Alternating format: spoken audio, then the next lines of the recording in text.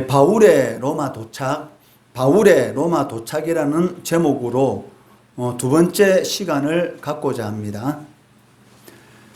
오늘 본문은 바울이 로마에 도착한 후에 로마에 거주하고 있던 유대인들에게 강론한 그런 사실과 이후에 2년간에 걸친 그 바울의 연금 생활에 대해서 간략히 요약하여 제시하고 있습니다. 오늘 본문은 크게 두 부분으로 나눌 수 있습니다. 17절부터 29절까지 이 전반부의 내용은 이 바울의 이 강론에 대해서 유대인들이 이 반응한 그러한 내용들, 그리고 바울의 이방인 전도에 대한 이 필요성에 대한 그러한 내용이고, 그러한 내용들이 기록되어 있습니다. 바울은 그 로마의 유대인들이 자신을 찾아올 때에 구약의 말씀으로 예수 그리스도께서 메시아이시고 구세주이심을, 그리고 하나님의 나라에 대하여 증거하였습니다.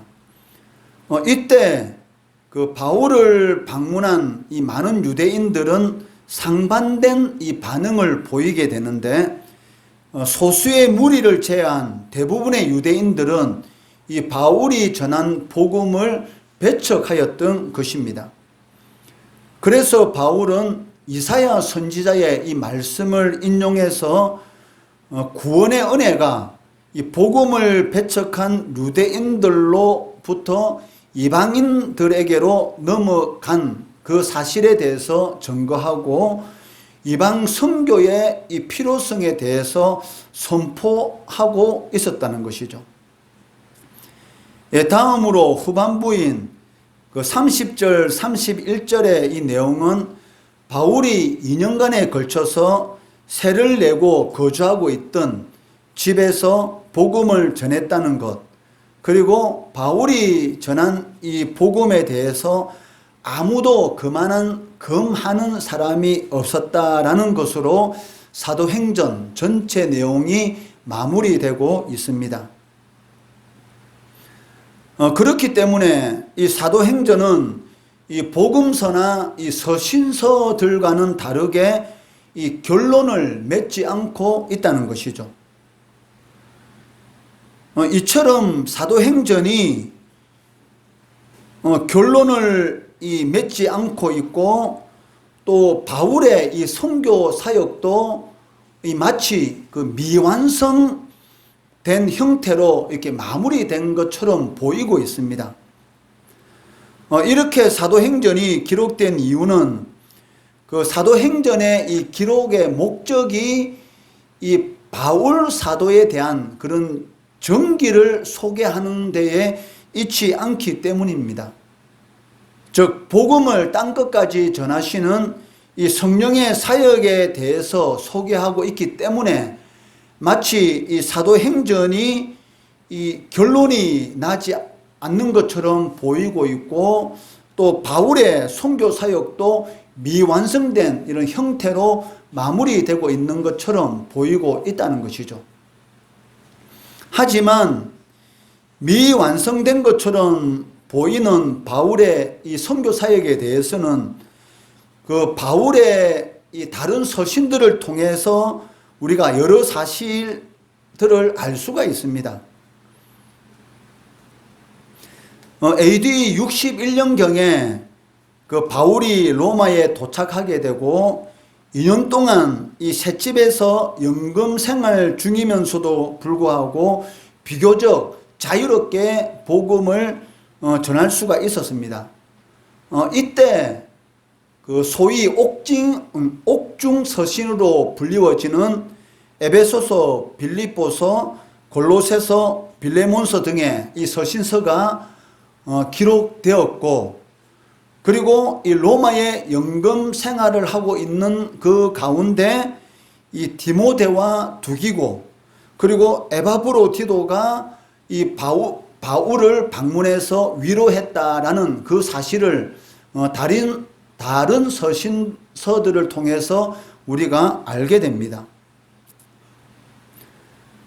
그리고 2년 후에 바울이 이 가택연금에서 이 해방되었다는 것, 즉 석방되었고, 그리고 석방된 이 바울은 그 에베소와 마케도냐, 니고볼리 등으로 전도 여행을 다시 하였고, 전승에 의하면 바울이 그 서바나, 즉 지중해의 마지막 끝자락에 위치한 이 서바나, 즉 지금으로 말하면 이 스페인이죠. 저 서바나까지 가서 이 복음을 전거하다가 AD 67년경에 다시 이 투옥이 되어서 네로 황제에 의해서 순교하였다라고 증언하고, 모세의 율법과 선지자의 말을 가지고 예수에 대하여 권하더라. 그 말을 믿는 사람도 있고 믿지 아니하는 사람도 있어라고 기록하고 있습니다. 그리고 이어지는 25절 말씀에서 바울이 선지자 이사야의 이 글을 인용해서 유대인들의 이 불신앙에 대해서 책망하고 있는데, 이러한 사실로 미루어 볼 때 그 대체적으로 그 유대인들이 바울이 전한 이 복음을 믿지 않았다는 것이죠. 그런데 바울은 이런 유대인들을 굳이 설득하려고 하지 않았습니다. 그리고 또한 그들과 논쟁하여서 그들의 생각을 바꾸어 보려고도 하지 않았다는 것입니다. 다만 그들의 보지 못하는 눈, 듣지 못하는 귀에 대해서 책망하고, 그로 인해서 그들이 구원받지 못한다라는 이 사실에 대해서만 경고하는 것을 볼 수가 있습니다. 이와 같은 이 바울의 모습은 우리가 복음을 전할 때 어떤 태도를 지녀야 하는지를 깨닫게 됩니다. 즉, 전도자는 결코 복음 듣는 사람을 설득하려는 태도를 가져서는 안 된다는 것이죠. 우리는 이 전도할 때 자꾸 그 사람을 이렇게 설득하려는 그러한 자세를 가지고 이 복음을 전하고 있는데, 만약 설득하려는 그러한 마음으로 복음을 자꾸 전하다 보면 자칫 이 믿음을 강요하게 되고, 믿음을 강요하다 보면 이 복음의 가치를 이렇게 떨어뜨리게 되는 것이죠. 그리고 또 자신의 이 말을 자꾸 이렇게 설득하려고 하다 보면 논쟁을 하게 되고, 또 논쟁에 빠지게 되면 해서는 안 될 말들까지 하게 되는 그러한 이 실수, 즉 우를 범하게 된다는 것입니다.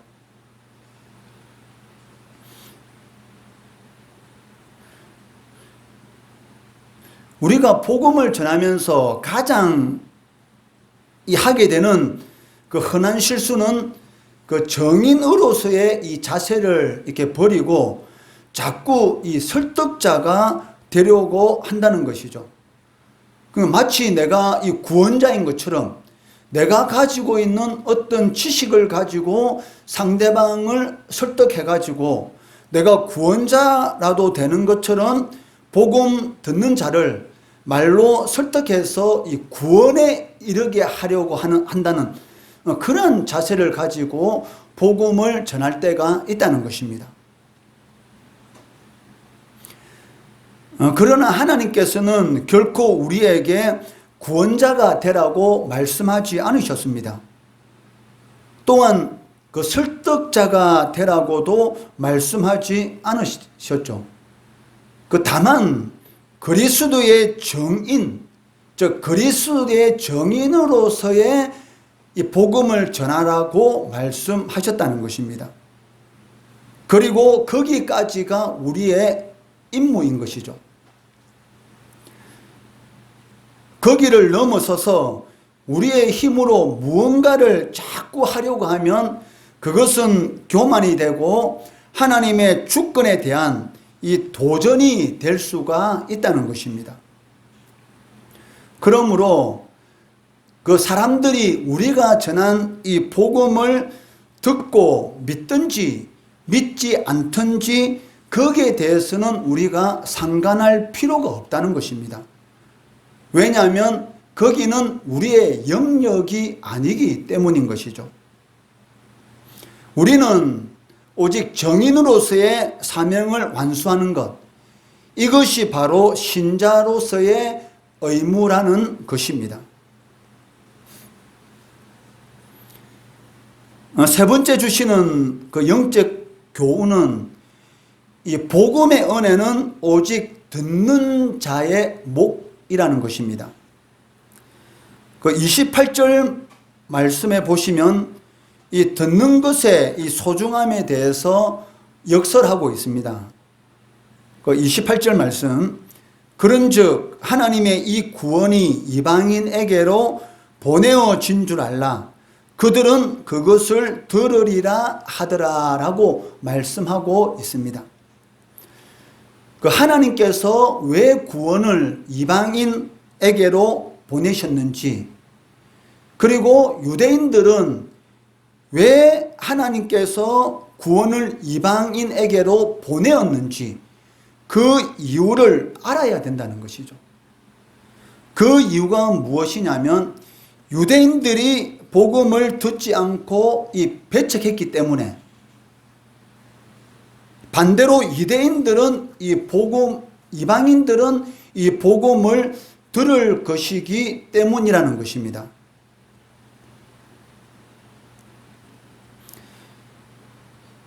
믿지 않는 자들이 이 구원을 받고 그 하나님의 백성이 되는 그 유일한 기준이 있는데, 그 기준이 무엇입니까? 부모님이 믿는 부모님이어서 나는 모태신앙이기 때문에 혈통적으로 나는 구원을 받을 것이다? 아니죠. 내가 선한 행위를 많이 했기 때문에 하나님께서 그 선한 행위를 통해서 나는 구원해 주실 것이다? 아니죠. 믿지 않는 자가 하나님의 자녀가 되는 그 기준은 단 한 가지인데 오직 듣는 것입니다. 즉 하나님의 말씀, 이 복음을 들음으로 인해서 하나님의 자녀가 될 수가 있다는 것이죠. 그리고 그 소홀히 듣는 것이 아니라 적극적으로 듣는 것, 그것을 의미하고 있습니다.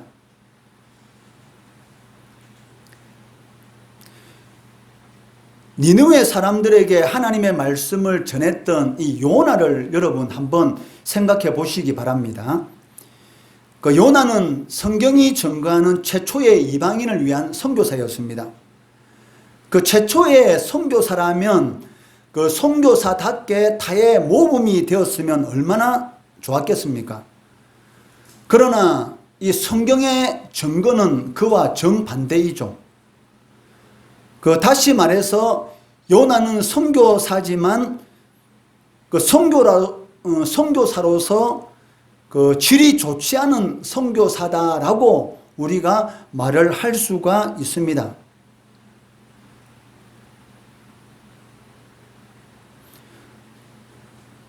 요나는 그 이스라엘과는 원수지간인 그 정말 가기 싫은 이 니느웨라는 곳에 그 억지로 보냄을 받게 되죠. 그러니까 그 성실하게 하나님의 경고를 전할 리는 만무합니다. 그러니까 니느웨 사람들이 이 하나님의 경고를 듣고 회개해서 구원받도록 전해야 되는데도 불구하고 그것이 싫어서 성의 없이 단 하루만 이 하나님의 경고를 이 니느웨 성에 전하는 것을 우리가 성경을 통해서 볼 수가 있어요. 그런데 이 요나의 생각하고는 전혀 다른 그러한 일들이 이 니느웨 성에서 일어나게 된 것이죠. 즉 놀랍게도 니느웨 사람들이 회개하는 그러한 역사가 나타나게 되었던 것입니다. 근데 회개하되 모든 백성들이 하나님 앞에 금식하며 회개했던 것입니다. 즉 왕으로부터 어린아이와 노인까지, 심지어는 가축까지도 금식하며 회개하도록 했던 것을 보게 됩니다. 요나서 3장 7절 8절 말씀, 왕과 그의 대신들이 조서를 내려 니느웨에 선포하여 이르되 사람이나 짐승이나 소떼나 양떼나 아무것도 입에 대지 말지니 곧 먹지도 말 것이요 물도 마시지 말 것이며 사람이든지 짐승이든지 다 굵은 베옷을 입을 것이요 힘써 하나님께 부르짖을 것이며 각기 악한 길과 손으로 행한 강포에서 떠날 것이다.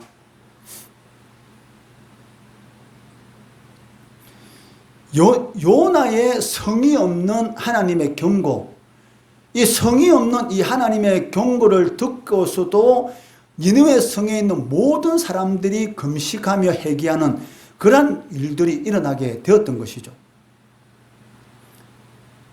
이 사건은 우리들에게 무엇을 말해주고 있습니까? 니느웨 사람들은 하나님의 이 경고를 듣되 그 소극적으로 듣지 않고 적극적으로, 즉 사모하는 마음으로 하나님의 이 경고를 들었던 것이죠. 그래서 예수님도 이들에 대해 마지막 심판 때에 니느웨 사람들이 일어나 이 세대 사람들을 정죄할 것이다 라고 말씀하고 계십니다. 마태복음 12장 41절 말씀해 보시면 심판 때에 니느웨 사람들이 일어나 이 세대 사람을 정죄하리니 이는 그들이 요나의 전도를 듣고 회개하였음이거니와 요나보다 더 큰 이가 여기 있으며 라고 말씀하고 있습니다. 왜 예수님께서 이렇게 말씀하셨을까요? 니느웨 사람들은 요나가 그렇게 성의 없이 말씀을 전했는데도 듣고 회개하였던 것이죠. 그런데도 이 세대 사람들은 예수님께서 친히 전한 복음을 듣고도 회개할 줄 모른다는 것입니다.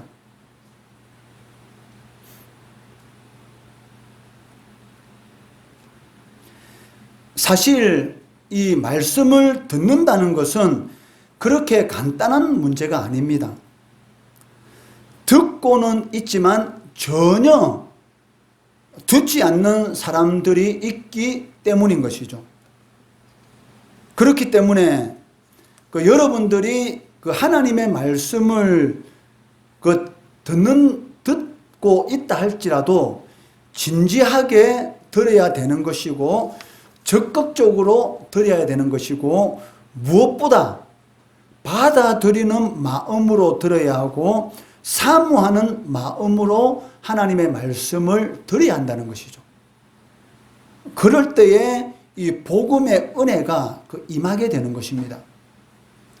하나님 앞에 나와서 예배를 드리면서도 불구하고 무슨 말씀을 전했는지 전혀 알지 못하는 그러한 상태로 돌아간다는 것만큼 실질적으로는 불행한 일도 없습니다. 예수님께서 이 밭의 비유를 통해서 우리들에게 하시는 그 말씀의 의미도 똑같은 것이죠. 똑같은 씨가 뿌려졌는데도 불구하고 좋은 땅에 뿌려진 그 씨앗은 30배, 60배, 100배의 그런 열매를 얻게 되지만 이 길가와 흙이 얕은 돌밭과 그리고 가시떨기 나무 사이에 떨어진 씨앗 같은 경우는 이 열매를 맺지 못하는 그러한 일들이 일어나는 것을 보게 됩니다. 그렇기 때문에 이 무엇보다도 어떤 마음을 가지고 여러분들이 하나님의 말씀을 듣는가, 그러니까 그 말씀을 듣는 그 자세에 의해서 이 복음의 능력이 나타날 수도 있고 전혀 그 은혜가 임하지 않을 수도 있다는 것을 오늘 이 본문 말씀을 통해서 우리들에게 이 교훈하고 있다는 것입니다.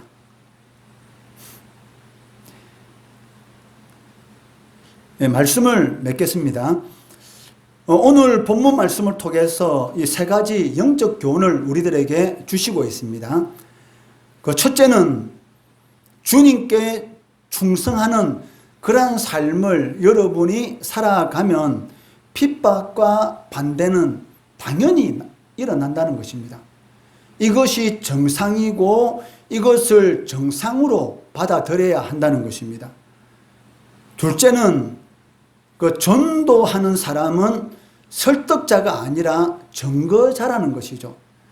자꾸 그 내가 가지고 있는 지식으로 그 사람을 설득하려고 하는 그 자세에서 벗어나서 증거, 하나님이 나에게 어떠한 역사를 일으켰는가, 나의 삶 가운데 어떠한 일을 행하셨는가라는 것에 대해서 증거하는 것이죠. 그리고 예수님이 어떤 분이신가에 대해서 증거하는 것입니다. 그것이 거기까지가 우리의 의무입니다. 자꾸 내가 가지고 있는 그런 짧은 이런 지식을 가지고 상대방을 자꾸 설득하려고 하게 되면 거기에는 하지 말아야 될 이야기까지 하게 되는 그런 우를 범할 수가 있다는 것이죠. 셋째는 이 복음의 은혜는 오직 듣는 자의 목이라는 것입니다. 사도행전의 기록은 끝났지만 사도행전의 역사는 아직 끝나지 않았습니다. 그 역사는 지금도 계속되고 있고 우리들도 사도행전 역사의 그 연장선상에 서 있다는 것이죠. 초대교회 성도들이 믿음을 지키기 위해서 자신이 누릴 수 있었던 많은 것을 포기했고 또 복음을 전하는 일에 자신의 모든 것을 던짐으로 사도행전의 역사에 동참했던 것처럼 우리들도 이 사도행전의 역사에 동참해야 한다는 것이죠. 이러한 사도행전의 역사를 동참함을 통해서 하나님의 나라를 삶 가운데 세워가는 우리 성도 되시기를 주의 이름으로 축원합니다. 기도하겠습니다.